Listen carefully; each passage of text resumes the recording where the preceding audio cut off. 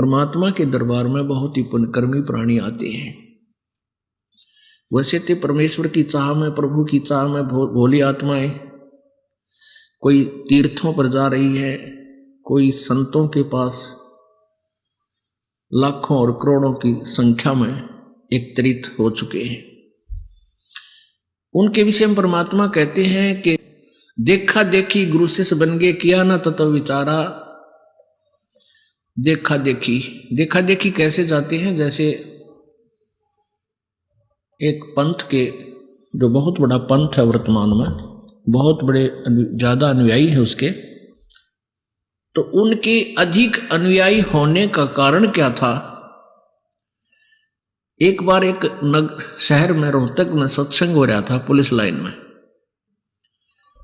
उन्हीं उस बहुत बड़े जन समूह जहां लाखों करोड़ों की संख्या में भोली आत्मा इस काल के दूतां में फंसी बैठी है, उनका सत्संग हो रहा था रोहतक पुलिस लाइन में। कोई भगत करा रहा था, संडे रविवार का दिन था और हम भी वहां चले जाते थे। एक भगत रहता था हमारा पुलिस लाइन में, परमात्मा का भक्त। हम वहां गए तो देखा वहां सत्संग हो रहा। हमने इस दृष्टिकोण से सुना, वहां साथी था उनका मकान, उन्हीं के आंगन में बैठकर।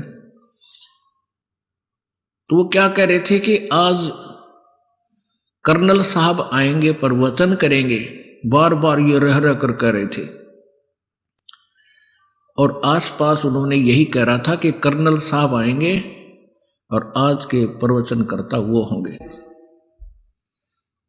तो जब वो आम व्यक्ति ये सोचता है कि ये कर्नल साहब यहां आए हैं, तो ये तो बहुत बड़े बुद्धिमान समझदार व्यक्ति हैं, इन्होंने ज्ञान को समझा है और ये फिर आगे बता रहे हैं, इसलिए हमें कोई शंका की गुंजाइश नहीं रही कि जहां ऐसे अधिकारी अफसर भी यहां आए हैं। तो वो भोली आत्मा काल के जाल में न्यों फंसती चली गई।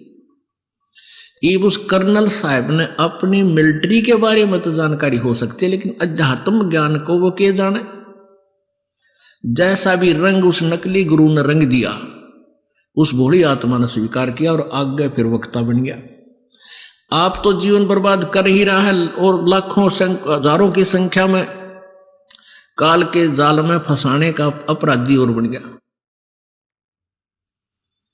तो वहां ऐसे चली गई बोली आत्माएं।